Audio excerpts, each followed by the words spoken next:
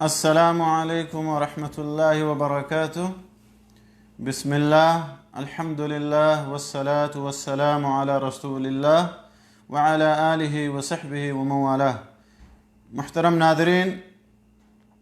آج کے اس live programme میں جو باتیں میں آپ کے سامنے رکھنا چاہتا ہوں وہ نماز میں کی جانے والی غلطیوں کے بارے میں ہے، اور اس سے پہلے کئی غلطیوں کے بارے میں آپ کو بتا چکا ہوں۔ آج جس غلطی کے بارے میں بتانا چاہتا ہوں وہ ہے نماز میں تکبیر پڑھتے ہوئے، قرأت کرتے ہوئے، اذکار کرتے ہوئے زبان کو حرکت نہ دینا، بلکہ صرف دل میں پڑھ لینا، یا دل میں غور کر لینا، یا ذہن میں غور کر لینا، گزار لینا۔ یہ نماز میں کی جانے والی غلطیوں میں سے ایک اہم غلطی ہے کہ بعض لوگ اذکار پڑھتے ہوئے، تکبیر کہتے ہوئے، قرأت کرتے ہوئے زبان کو حرکت نہیں دیتے ہیں، بلکہ دل میں پڑھ لیتے ہیں یا زبان یا ذہن میں اس کو گزار لیتے ہیں، گویا کہ ان کے نزدیک نماز صرف افعال کا نام ہے، اقوال اور اذکار کی کوئی ضرورت نہیں۔ جبکہ بعض اہل علم نے اس بات کی اجازت دی ہے، لیکن جمہور اہل علم کے یہاں یا جمہور اہل علم نے قرأت اور اذکار کے صحیح ہونے کے لیے اس قدر آواز کو ضروری قرار دیا ہے کہ جسے قاری خود سن سکے، الا کہ کوئی معتبر عذر ہو۔ اگر کوئی معتبر عذر ہے تب تو معفو عنہ ہے، معاف ہے، لیکن اگر کوئی معتبر عذر نہیں ہے، طاقت اور قدرت ہے، تو پھر اس قدر آواز سے پڑھنا ضروری ہے کہ جسے قاری یا پڑھنے والا خود سن سکے۔ البتہ بعض اہل علم نے یا بعض علماء کرام نے یہاں قرأت کے ذریعے زبان کو حرکت دینا کافی قرار دیا ہے، لیکن احوط اور افضل یہی ہے کہ ایسی آواز ہو جسے قاری یا پڑھنے والا یا نمازی خود سن سکے، کیونکہ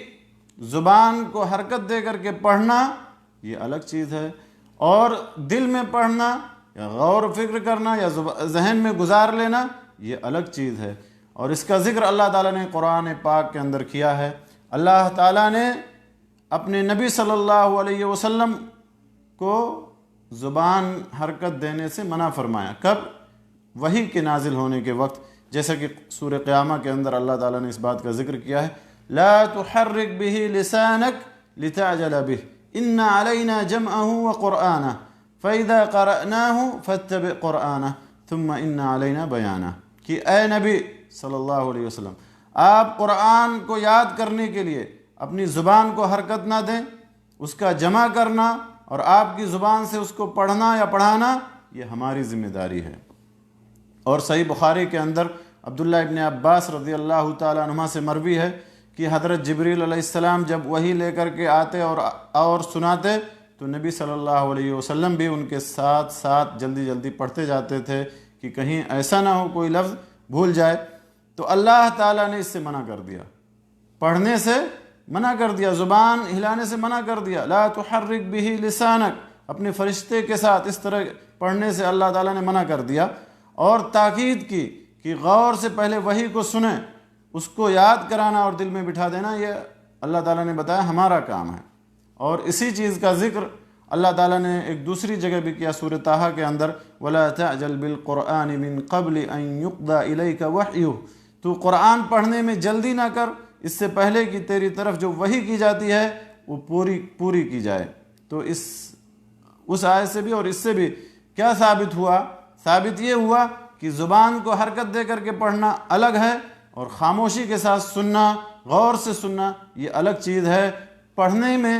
زبان کو حرکت دینی پڑتی ہے، جبکہ غور سے سننے میں یا سوچنے میں دماغ کے اندر زبان کو حرکت دینے کی ضرورت نہیں پڑتی، اس لیے زبان کو حرکت دینا ضروری ہے۔ اور اس سلسلے میں کئی ایک احادیث بھی ہیں جن سے پتہ چلتا ہے کہ نماز میں قرأت کرتے ہوئے، تکبیر کہتے ہوئے، اذکار پڑھتے ہوئے زبان کو حرکت دینا ضروری ہے، جیسا کہ صحیح بخاری میں حضرت ابو ہریرہ رضی اللہ تعالیٰ عنہ سے مروی ہے کہ نبی صلی اللہ علیہ وسلم نے ارشاد فرمایا، ان اللہ تجاوز عن امتی ما حدثت به انفسها ما لم تعمل او تتكلم قال قتادہ اذا طلق في نفسه فليس بشيء رواہ البخاری۔ کہ اللہ تعالیٰ نے میری امت سے درگزر کر دیا ہے جو کچھ وہ اپنے نفس کے اندر بات کرے، جب تک کہ اس پر عمل نہ کر لے یا جب تک کہ وہ زبان سے بول نہ دے۔ قتادہ رحمہ اللہ فرماتے ہیں کہ اگر کوئی شخص اپنے نفس کے اندر طلاق دے تو یہ کوئی چیز نہیں۔ اس حدیث سے کیا پتہ چلا؟ اس حدیث سے پتہ یہ چلا کہ دل کی بات الگ ہے اور اس پر عمل کرنا اور اس کو زبان سے ادا کرنا الگ چیز ہے، دونوں میں فرق ہے۔ دل کی بات پر یا نفس کے اندر جو بات ہے اس پہ محاسبہ نہیں کرے گا، اللہ تعالیٰ نے درگزر کر دیا اس کو، اور جب تک کہ بندہ عمل نہ کرے یا زبان سے ادا نہ کرے۔ زبان کی بات پر محاسبہ ہوگا، نفس کی بات پر محاسبہ نہیں ہوگا۔ اسی طرح سے صحیح بخاری کے اندر تعلیقاً یہ حدیث مروی ہے، حدیث قدسی ہے، اور سنن ابن ماجہ اور صحیح ابن حبان میں یہ حدیث مروی ہے کہ اللہ تعالیٰ فرماتا ہے انا مع عبدی حیثما ذکرنی وتحرکت بہ شفتاہ، کہ میں اپنے بندے کے ساتھ ہوتا ہوں جہاں کہیں بھی وہ مجھے ذکر کرتا ہے اور اس ذکر کے ساتھ اس کے دونوں ہونٹ حرکت کرتے ہیں۔ اس حدیث کو البانی رحمۃ اللہ علیہ نے صحیح لغیری کہا ہے۔ تو اس سے بھی پتہ یہ چلا کہ ذکر کے ساتھ یا ذکر کرتے ہوئے ہونٹوں کو ہلانا چاہیے۔ اسی طرح سے ایک تیسری حدیث ہے صحیح بخاری کے حوالے سے ہی کہ خباب رضی اللہ تعالیٰ عنہ سے پوچھا گیا، کیا پوچھا گیا؟ اکان رسول اللہ صلی اللہ علیہ وسلم یقرأ فی الظہر والعصر، کیا رسول اللہ صلی اللہ علیہ وسلم ظہر اور عصر میں قرأت کرتے تھے، پڑھتے تھے؟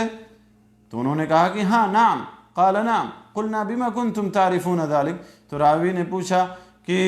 آپ لوگوں کو کیسے پتہ چلتا تھا، جبکہ ظہر اور عصر کی نماز سری نمازوں میں سے ہے، تو اس میں قرأت کے بارے میں یا نبی صلی اللہ علیہ وسلم کے پڑھنے کے بارے میں آپ لوگوں کو کیسے پتہ چلتا تھا؟ تو انہوں نے کہا باضطراب لحیتہ،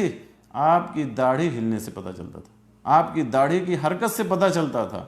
داڑھی حرکت کر رہی ہے۔ تو اس کو بخاری نے روایت کے ان تمام دلائل سے، قرآنی آیات سے اور ان احادیث سے کیا پتہ چلا کہ دونوں میں فرق ہے۔ زبان سے بولنا، زبان کو حرکت دینا بولتے وقت، اور اسی طرح سے دل میں غور کرنا یا ذہن میں کسی چیز کو گزارنا، یہ دونوں میں بہت ہی فرق ہے۔ نماز میں زبان کو حرکت دینا ضروری ہے، قرأت کرتے ہوئے، دعائیں پڑھتے ہوئے، اور اسی طرح سے تکبیر کہتے ہوئے۔ ابن رشد رحمۃ اللہ علیہ فرماتے ہیں کہ ایک شخص کے بارے میں سوال کیا گیا جو نماز میں پڑھتا ہے لیکن کسی کو سنائی نہیں دیتا، یہاں تک کہ خود اپنے آپ اس شخص کو بھی سنائی نہیں دیتا، اور زبان کو حرکت نہیں دیتا ہے۔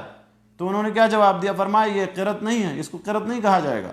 قرأت وہ ہے جس میں زبان کو حرکت دی جائے یا جس کے لیے زبان کو حرکت دینی پڑے۔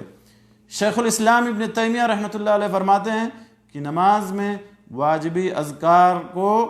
پڑھتے ہوئے زبان کو حرکت دینا ضروری ہے اگر طاقت ہو۔ اگر طاقت نہیں تو آدمی معذور ہے، لیکن طاقت کے باوجود اگر کوئی زبان کو حرکت نہیں دیتا ہے اذکار پڑھتے ہوئے یا اسی طرح تکبیر کہتے ہوئے یا قرأت کرتے ہوئے، تو پھر یہ طریقہ غلط ہے، جیسا کہ شیخ الاسلام ابن تیمیہ رحمۃ اللہ نے فرمایا۔ اور جو یہ کہتا ہے، مزید انہوں نے کہا کہ اور جو کہتا ہے کہ اس کے بغیر یعنی زبان کی حرکت کے بغیر قرأت صحیح ہوگی تو اس سے توبہ کرایا جائے گا، البتہ مستحب اذکار ہے تو اس میں ایسا کرنا مستحب ہے۔ خلاصہ یہ ہوا، پتہ یہ چلا کہ قرآن پڑھتے وقت، قرآن کی قرأت کرتے وقت، نماز میں قرآن پڑھتے وقت، تکبیر کہتے وقت، اذکار کرتے وقت زبان کو ہلانا، زبان کو حرکت دینا ضروری ہے، اور صرف دل میں غور کر لینا یا ذہن میں گزار لینا کافی نہیں۔ لہٰذا جو لوگ ایسا کرتے ہیں، زبان کو حرکت نہیں دیتے ہیں بلکہ دل میں سوچتے ہیں اور دماغ میں گزار لیتے ہیں، تو یہ طریقہ غلط ہے، نماز کی غلطیوں میں سے ایک اہم غلطی ہے۔ اللہ تعالیٰ سے ہمیں دعا کرنی چاہیے کہ اللہ تعالیٰ ہمیں غلطیوں سے پاک نماز پڑھنے کی توفیق بخشے،